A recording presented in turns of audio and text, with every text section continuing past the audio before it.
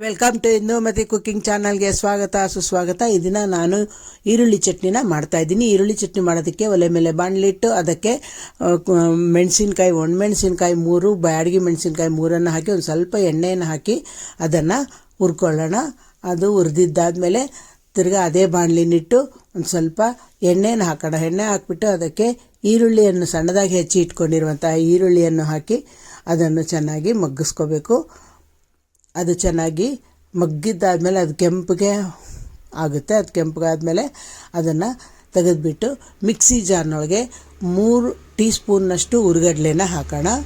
ನಂತರ ಹುಣಸೆ ಹಣ್ಣು ಒಂದು ಸ್ವಲ್ಪ, ರುಚಿಗೆ ತಕ್ಕಷ್ಟು ಉಪ್ಪು ಮತ್ತು ಬೆಲ್ಲ, ಮತ್ತು ನಾನು ಹುರ್ಕೊಂಡಿದ್ದೀನಲ್ಲ ಒಣಮೆಣಸಿನ್ಕಾಯಿ ಅದನ್ನು ಕೂಡ ಹಾಕಿ ನಂತರ ಒಂದು ಸ್ವಲ್ಪ ಕೊಬ್ಬರಿನ ಹಾಕಿ ಪುಡಿ ಮಾಡ್ಕೊಳ್ಳೋಣ ಮುಂಚೆ, ಆಮೇಲೆ ನೀರು ಹಾಕ್ಕೊಂಡು ರುಬ್ಕೋಬೇಕು. ಇವಾಗ ಪುಡಿ ಮಾಡ್ಕೊಂಡಿರೋದಾಗಿದೆ. ಈರುಳ್ಳಿ ಮಗ್ಗಿಸ್ಕೊಂಡಿದ್ದೀನಲ್ಲ ಅದನ್ನು ಕೂಡ ಹಾಕಿ ನಂತರ ಅದಕ್ಕೆ ನೀರನ್ನು ಹಾಕಿ ರುಬ್ಕೊಂಡು ಬರೋಣ. ಅದು ರುಬ್ಬಿದ್ದಾಗಿದೆ.